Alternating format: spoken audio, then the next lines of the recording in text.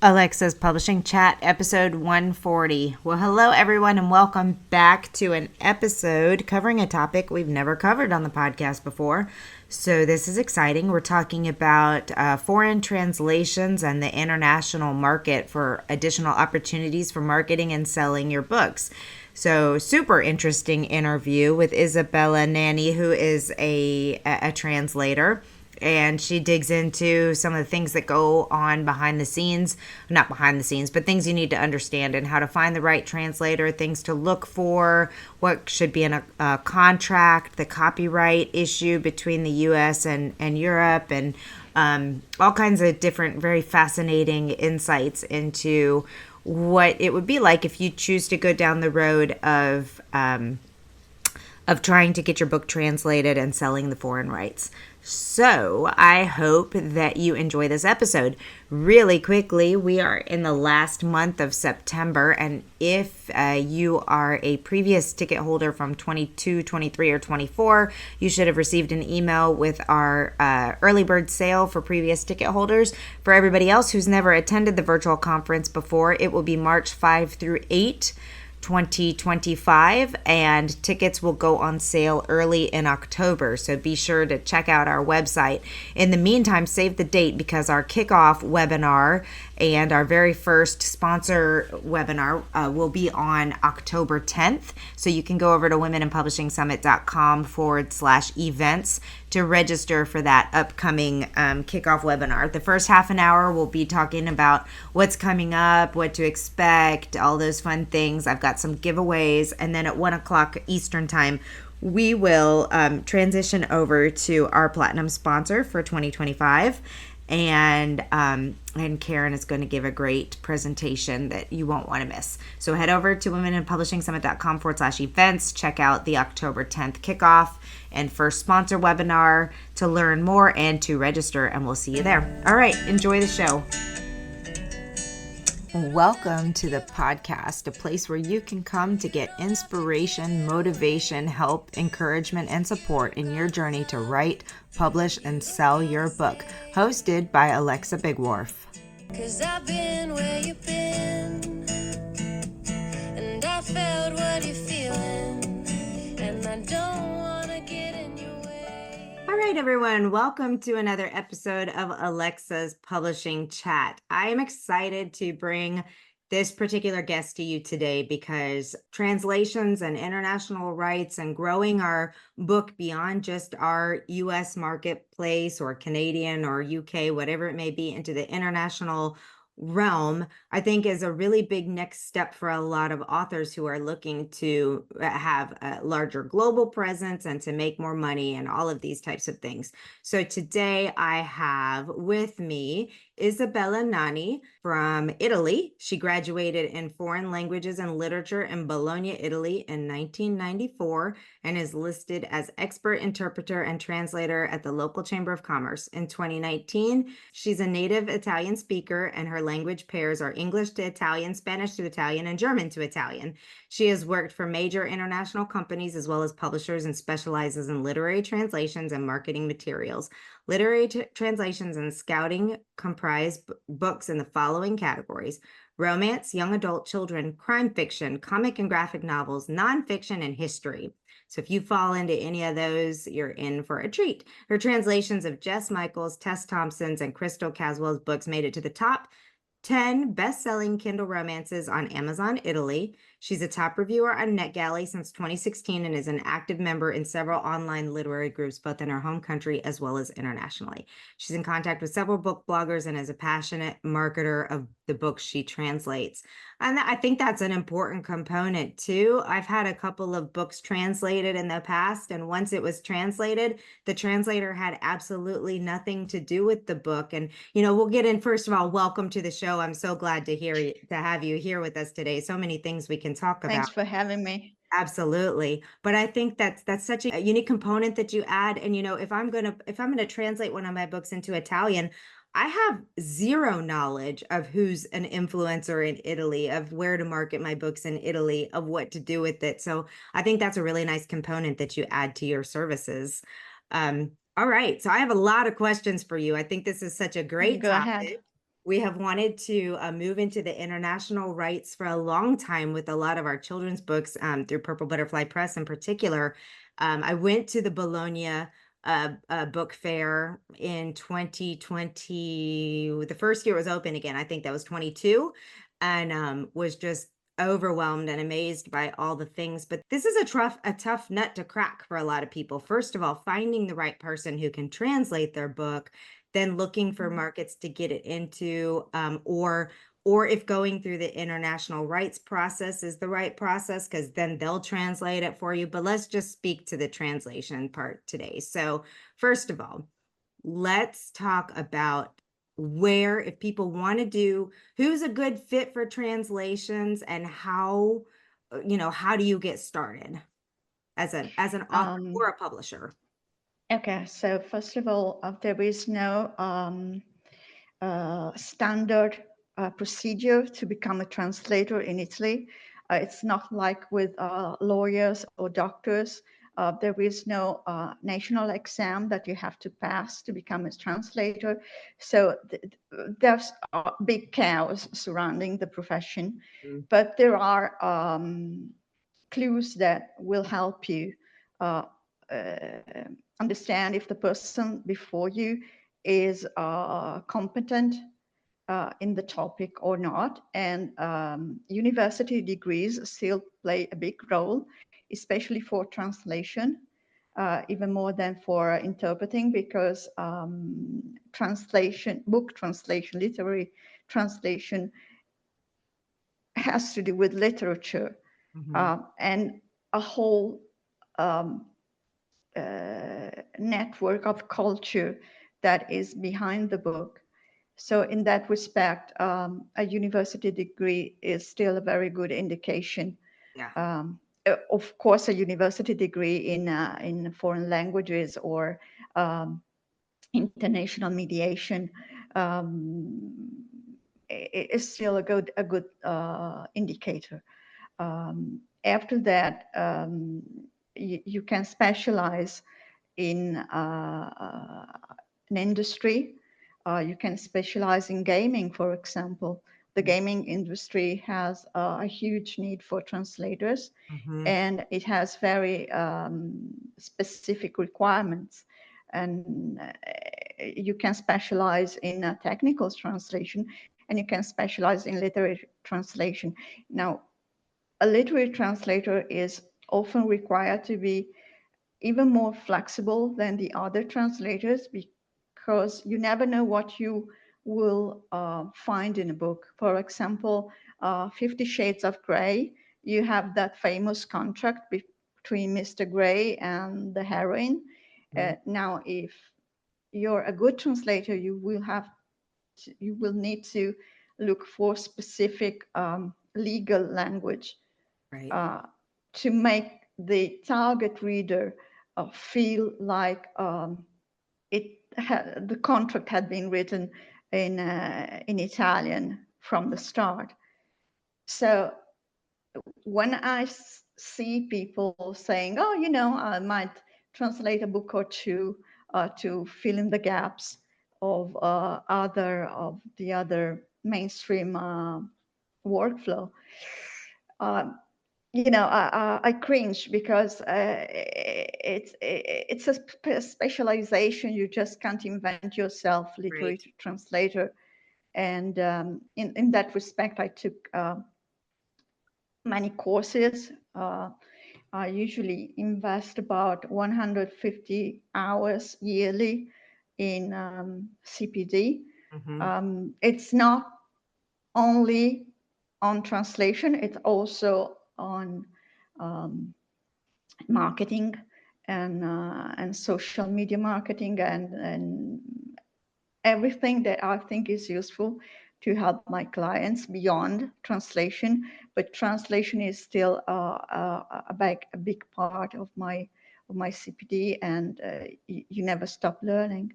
Yeah, it's interesting. I have a little bit of experience with this actually. When I was after I graduated college, I went over and I lived and worked in Paris, and I worked for an architect, and he asked me to translate some of their French architectural documents into English because they worked with a lot of international companies. And I know exactly what you're talking about with this because there are phrases and expert like things that you talk about in the world of architecture that if you just take the French words and translate them directly, it would mean absolutely nothing. And I was lucky because my sister actually is an urban planner, so she had done a lot of work in architecture. So I could describe to her, I could say, this is what it's saying in French. Did this mean anything to you? And do you know what that English? And she'd be like, oh yeah, this sounds like they're talking about this procedure or this term or whatever. If I hadn't had her experience, that would, I mean, it could have been a nightmare what I actually translated. So I love that you brought that up because I think it's something important for authors to think about when they're working with the translator to say, hey, this is a very specific thing in our language. Are you familiar with this phrase? Do you know what it means? We have a lot of Mhm. colloquialisms in English. Do you know how to, like, you can't translate a hill of beans directly into Italian. That would make no Of sense. course, You know, like what? which is exactly what AI does. I mean, Yes. we Yeah. had once spotted um, a Regency romance on Amazon that had been clearly machine translated, Mm. and the original title was "Rescued by a Rake," where rescued was the damsel, of course, Uh-huh. and the rake was the philanderer, or whatever you can call it in English, you know, the guy of the situation. Uh-huh. And in Italian, it had been translated salvato, which means, which referred to a male. So it was, he was rescued by a rastrello, salvato da un rastrello, where rake had been translated as the garden tool, Oh my you gosh. know. So it was absolutely hilarious. I created a few posts on social media, and it went viral because Yeah. that is Yeah. exactly where, luckily for, you know, our profession, uh, machine translation fails. They do not understand the Yeah. context. They do not understand the register. They do not understand, um, especially with languages like Italian and German and French, where you have a different declination, whether it's male or female or plural Mm-hmm. or singular. And, it can be useful when you are traveling around as a tourist, Yeah. as a last resort, but you cannot absolutely trust machine translation for a whole book. So first key takeaway And from machine this interview. translation has been around for 15 years. Right. So Right. it's Machine not translation. something that we do not know as Right. professionals. It is something that we use. I do not want to demonize Right. machine No, translation, no. but you have to be very, very careful, and you still need a professional to Well, handle it. yeah, absolutely. As an example, well, so first key takeaway from this interview is stay away from AI for your translations because that can cause a lot of issues. But we just had a book. We're publishing a book right now that is completely in Spanish. Well, I don't speak Spanish and neither does anyone on my staff. So we had to hire out specific Spanish editors and people who actually understood the book to make sure it was done properly because of all of these things taken out of context. I can't, as the publisher, know that they're even done. So, for let's talk to publishers specifically right now. If publishers are looking to, and then we'll get back to this from the author side on who's a good fit, but for publishers who want to have their books translated, how do you decide maybe what market to go into first? How do you decide whether it should be German or French or Italian?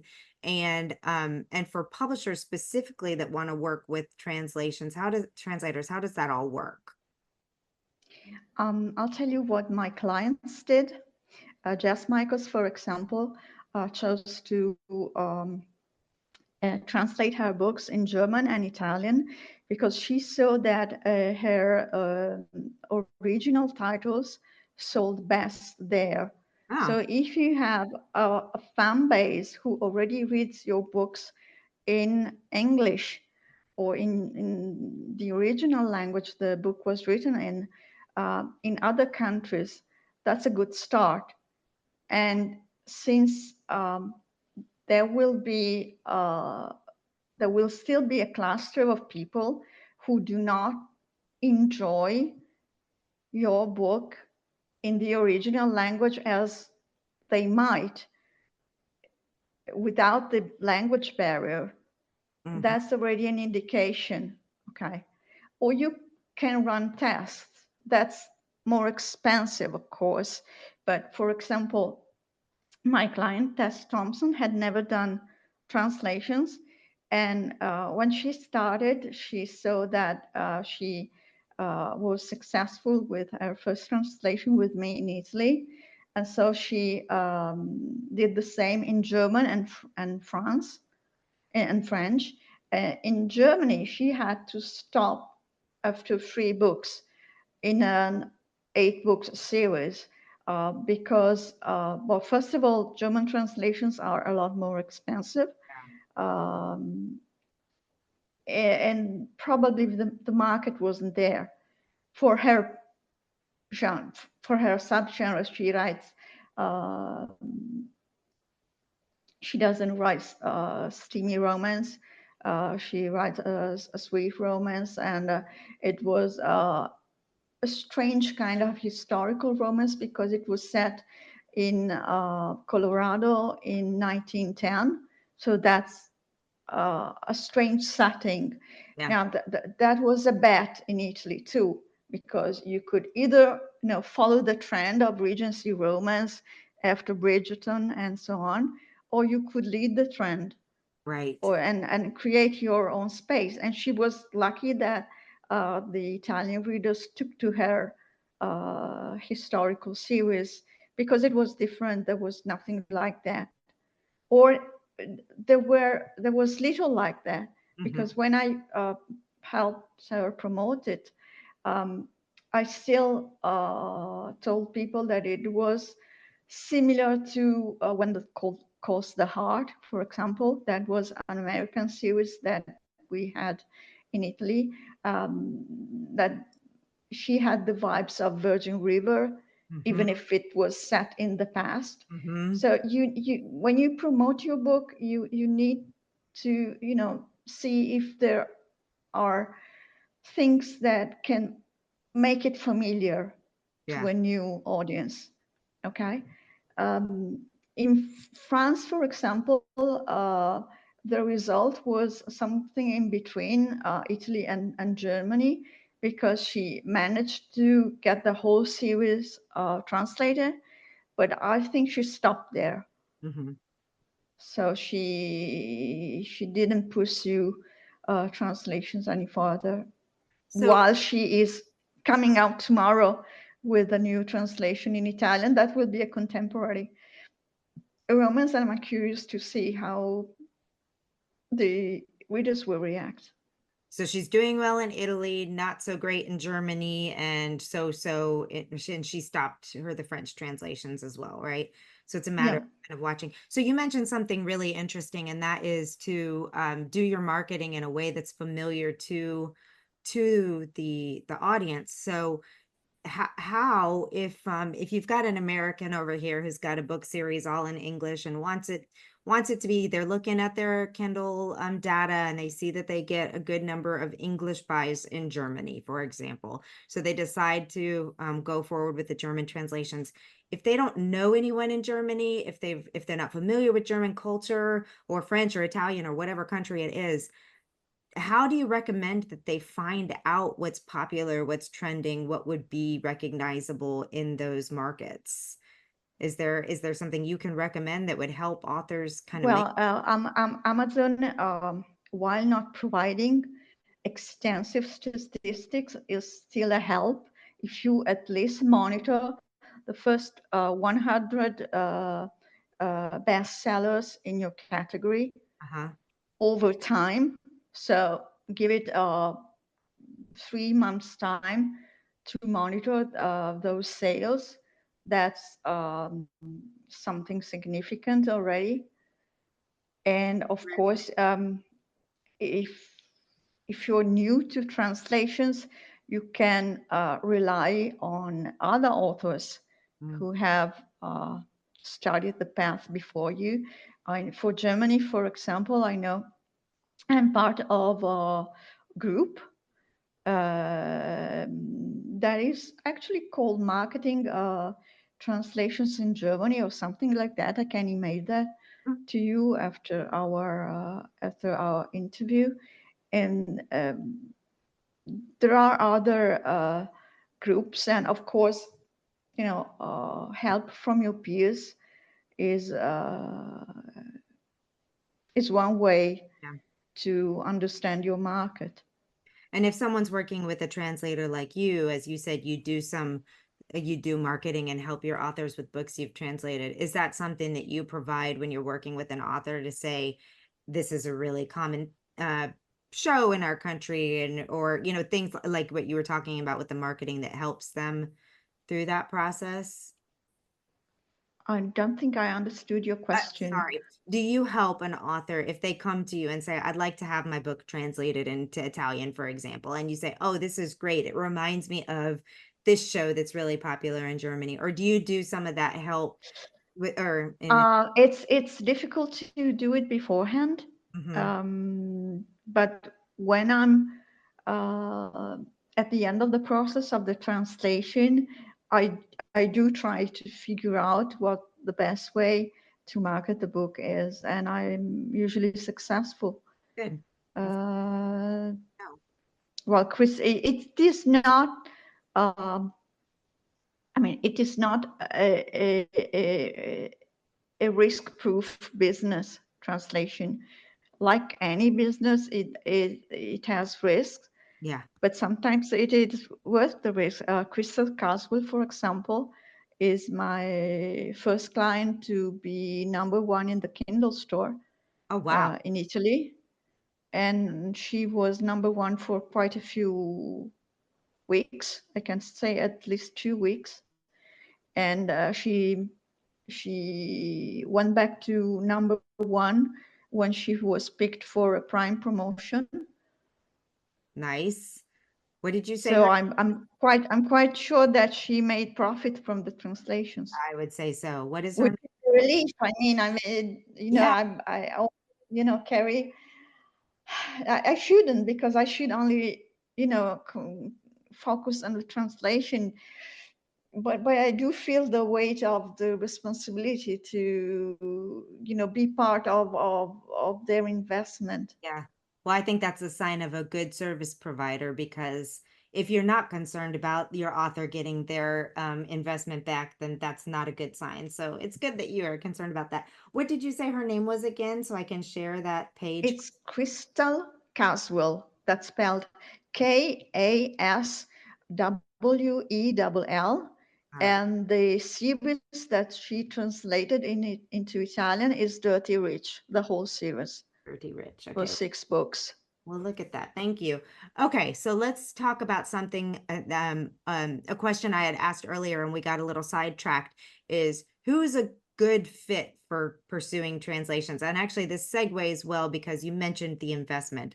I imagine it is not inexpensive to have your book translated. So I guess the two questions are, um, what kind of a ballpark range people should expect in investment, and then whether or not you're ready for translations, who's a good fit. Um, okay, investment varies depending on language pair. So as I mentioned, German translations are usually more expensive, sometimes a lot more expensive than Italian translations. They can be double as expensive. So it's not unusual to find offers for German translations priced at 10 cents per word, Mm. whereas Italian translations um, from professionals range around 5 cents per word. We're talking about professional Right, translations. right. So there's a whole range of prices below 5 cents per words or above 5 cents per words, but uh, that would be an average standard for quality professional translations Okay, good. for Italian, whereas German is a lot more expensive. I'm not familiar with French rates or Spanish rates, and Spanish is a big word because that encompasses Spain and South Yes. America.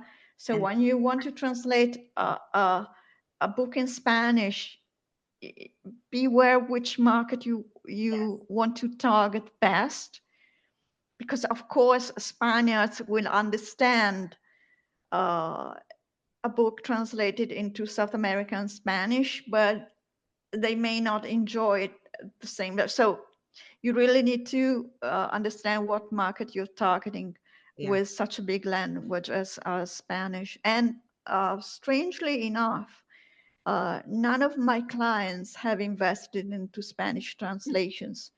I do not know why, and I see very many authors not investing into Spanish translations. So there must be a reason.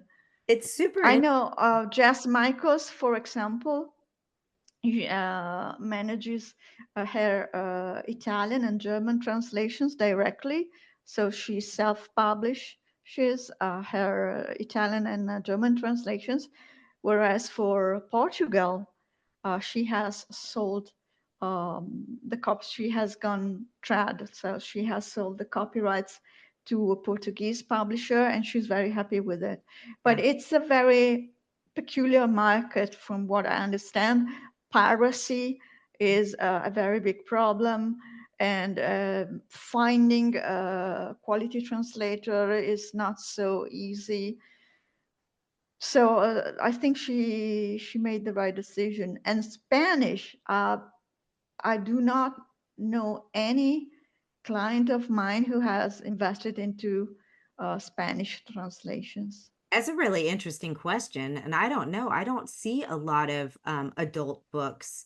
And by adult books, I don't mean erotica. I mean books written for adults. I don't see a lot of them in the Spanish market, which is kind of unusual because we have such a high number of Spanish speakers here. I know there's a large demand for children's picture books in Spanish or bilingual books for schools and libraries and things of that nature. But that's a really good question. I'm going to have to ask some of my bilingual friends why it is that a lot of books aren't translated into Spanish in our market. Hmm. We may be on to a very interesting discussion, or one that's not interesting at all. Maybe people are just not buying books that speak Spanish. Yeah, They're I speaking really have no English. idea, but it's puzzling. If anybody listening to this podcast has any information on this or knowledge into it, please email us at support@womeninpublishingsummit.com and let us know what that is, because what an interesting conversation. All right, let's get back to our topic here at hand, and let's talk about contracts, because Yeah, going into a contract with a foreigner, if it's someone overseas, is obviously going to be very different. So what should Americans, Canadians, other countries know about if they are contracting with, since you're in Europe, we'll talk about the European contract process, or Italians. I yeah. guess it's probably different country by country. How does that all work? It used to be different country by country, but in 2019, the EU has issued a regulation that interests that impacts all countries, and that is specifically designed. Sorry, I'm not an interpreter. I'm a translator. Okay. But it's designed to protect the copyrights of translators. Mhm. So translators in the EU now, and in especially in Italy, Germany, and France, even before this all-compassing regulation, um, have a separate copyright. Oh, okay. Um, So when you hire a translator, it's something between hiring a person and entering a partnership, Mm-hmm. because you lease their translation, so to speak. Okay. Um, and in my case, I usually lease the copyrights of my translation with a bulk fee that covers 20 years. That is the maximum I can grant Mm-hmm. based on Italian law. And after that, in my case specifically, I usually grant continuation of the lease based on a very, very return on royalties Mm-hmm. after the first 20 years. And besides, the aspect of, well, why wouldn't you agree to sign an American contract, which would be a work for hire? Right. So in that case, you would own the translation and you would make whatever you want with it. The reason is for Italy is that literary translations are granted lower taxes. Oh, So in order for me to offer rates that can give you a hope of return on investment, uh, I need to follow my national law, yeah, that's because otherwise, if I give up my copyrights, that would be seen as a standard translation, just as if I had translated a manual for your yeah, fridge or whatever. right. And in that case, the taxes would be much higher. The income taxes, I would have to apply VAT. That's 22% in Italy. And I would have to pay welfare taxes on top of that. And when I told you that an average good literary translator would charge you around 5 cents per word in Italy, it would be 25 cents per word without those legal incentives. Yeah. Wow. I hadn't even considered that. I mean, that's really interesting information, and also why we're having this interview, because there's a lot of things to factor into when it comes to translations and working with people in different countries and country laws and taxes and all that kind of stuff. So very interesting. And I I would. mean, I know people who are more flexible in Mhm. that respect, but honestly, however unlikely it is that our tax agency looks into your Mm. translation income, it is not impossible. Right. Right. No, And the it's day just they following. catch you, Right. the day they catch you, they open you like a clam. Yes. No, same here. Same here. It's you get, nobody wants an audit and nobody wants to deal with that. So, no, that's super interesting, but I think the fact that it's so on your 20-year lease, if you will, onto this copyright, you still charge a flat fee for translations. It's only after that 20-year point that you're talking about a Yeah, percentage of royalties. Well, that's yeah. that's that's not That, bad. that's the way I try to compromise Mhm.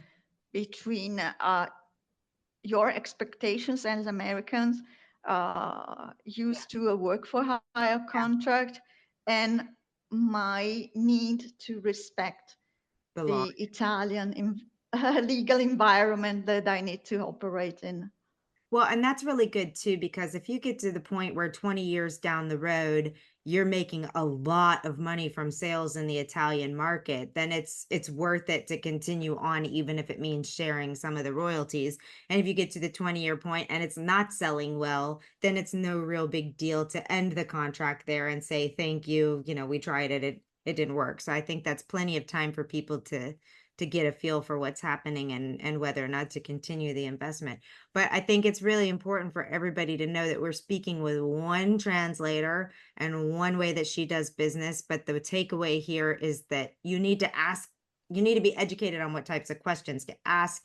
You need to make sure that you understand the contract. If you have questions about, I'm sure anybody who's like, I don't understand this, what does this mean? You're willing to talk through it with them and explain why you have you're charging the way you do and all those types of things. But it's always best to be educated on the process. Okay. I try to, because I can understand that there's a very big difference, and I need to, explain the reasons why. Yeah, absolutely. No, I think it's really important because we can easily feel like someone's trying to take advantage of us or they're trying to do this or that. But in reality, in most situations, there's a very good reason why people are charging the rates that they're doing and setting them up the way that they're doing. So I think this is great.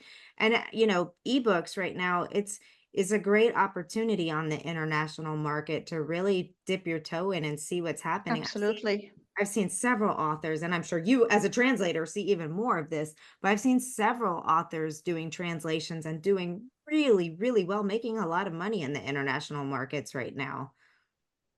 Yeah, in Italy and Spain, especially during the pandemic, we saw a rise in the consumption of ebooks of about 50% in the Wow. first year of the pandemic only, and it has increased.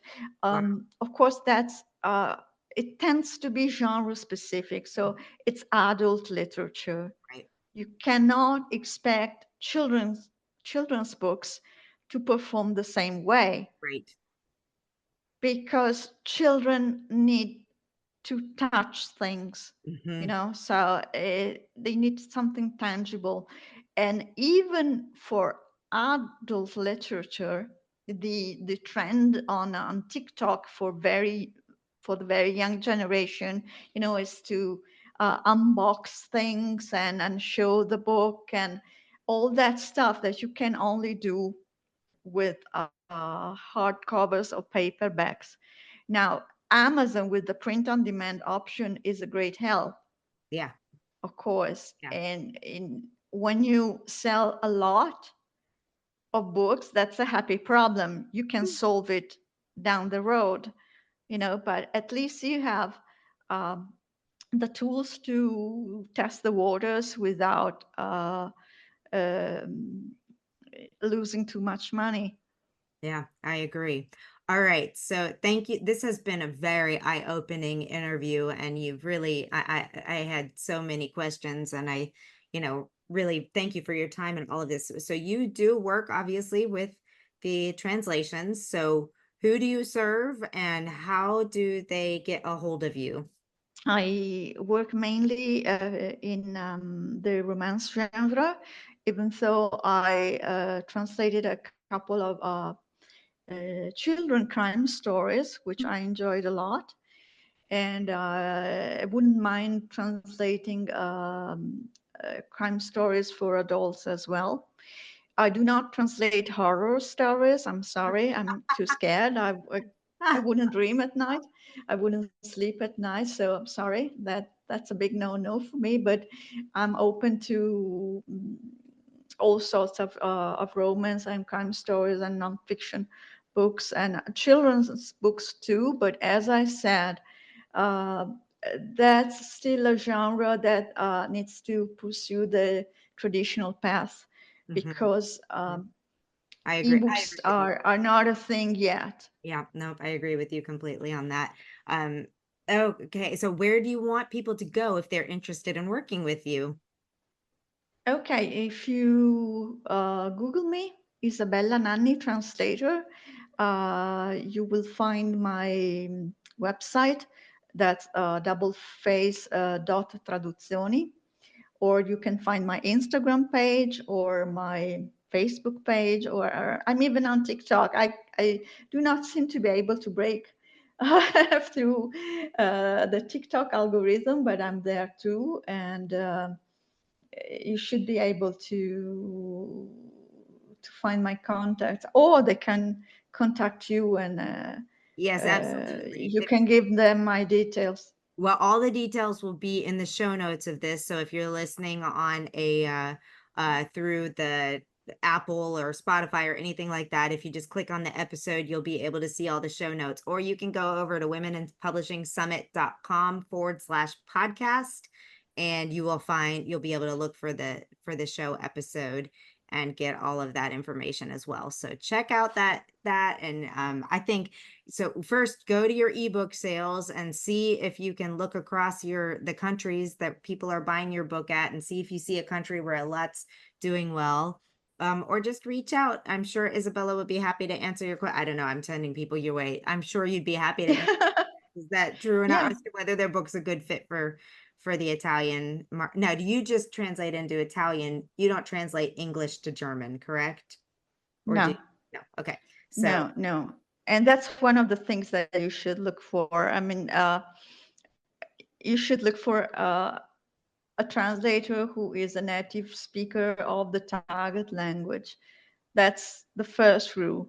Okay, so once you have that slot checked, then you pass on is did you study in translation? Has he a specialization in translation? Has he got a university degree in foreign languages and or translation? And what's his experience and so on? Because as I said, in Germany, they do have a national exam for translators. I'm not familiar with the French market, but Italy is a very big chaos. And when you add to it translation scammers who use machine translation, as like in the case that I told you about, the chaos gets even bigger. So vet your translator, speak with your colleagues, with other authors who were happy with the outcome, with the people they worked with. Look, you can also look at the reviews on Amazon.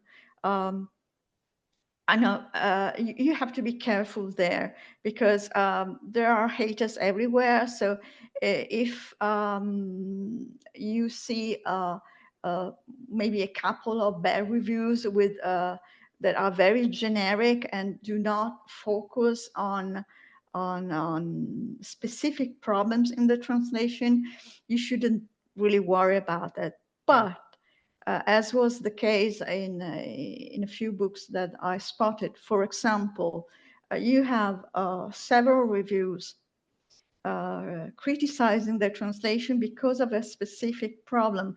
And that specific problem in that case was that the translator had one of the characters speak in an Italian dialect. So it would be the same as having a Scottish speaking with a Texan accent. right. Okay, so that's a very big no. Yeah. And people will say, and that's a very big mistake.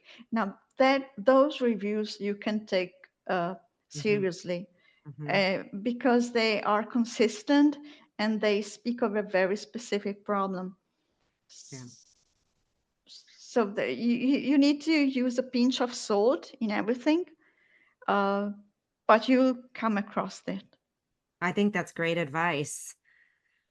Okay. Well, thank you so much for all of this information today. I really appreciate it. Again, Google Isabella Nanni. That's Nanni for her last thing. If you want to just get out and find her right away. Isabella Nanni, translator, because Translator.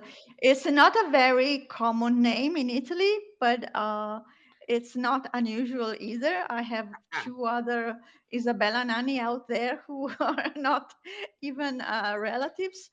And so if you search for Isabella Nanni, translator, you'll find me. Awesome. And again, you can go over to womeninpublishingsummit.com. That's scary. Yeah. If you search for me, I'll find you. Yeah, I will find you. I will find you. Well, I just searched for you on here we go. I find you. It comes up as double-face.traduzioni, as you said. So got it. Got you. Great. So yes, or you can go to womeninpublishingsummit.com/podcast and look for our Exactly. episode with her and get all of your links from there. So thank you again so much. This was excellent. I really appreciate your time and knowledge to share with our community. Thanks for having me. And if your community has questions, we can schedule another interview in the future. Sounds good. Thank you so much. You're welcome. Thank you for joining us on the podcast. We hope to see you back for the next episode. Great, huge thanks goes to Jasmine Commerce for the use of her song. You can find Jasmine on SoundCloud. Go check out all of her music. We'll see you next time.